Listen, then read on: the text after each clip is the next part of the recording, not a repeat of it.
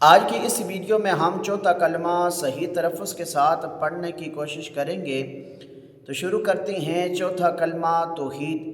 توحید معنی اکیلا، لا الہ الا اللہ وحدہ لا شریک لہ لہ الملک ولہ الحمد یحیی ویمیت وَهُوَ حَيٌّ لَا يَمُوتُ أَبَدًا أَبَدًا ذُو الْجَلَالِ وَالْإِكْرَامِ بِيَدِهِ الْخَيْرُ وَهُوَ عَلَى كُلِّ شَيْءٍ قَدِيرٌ۔ چوتھا کلمہ توحید۔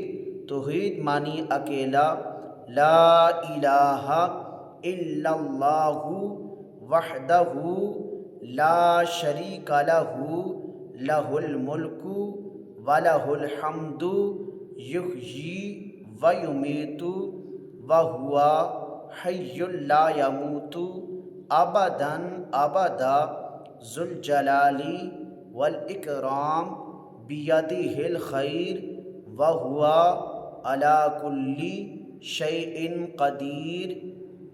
چوتھا کلمہ توحید۔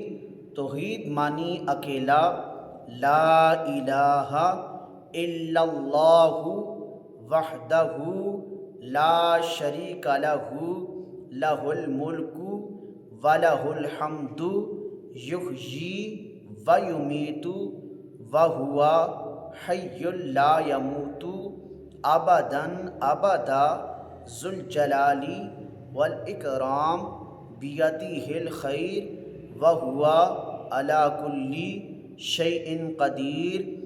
چوتھا کلمہ توحید۔ توحید معنی اکیلا، لا الہ الا اللہ وحدہ لا شریک لہ لہ الملک ولہ الحمد یحیی ویمیت وہو حی لا یموت ابدا ابدا ذو الجلال والاکرام بیدہ الخیر وہو علی کل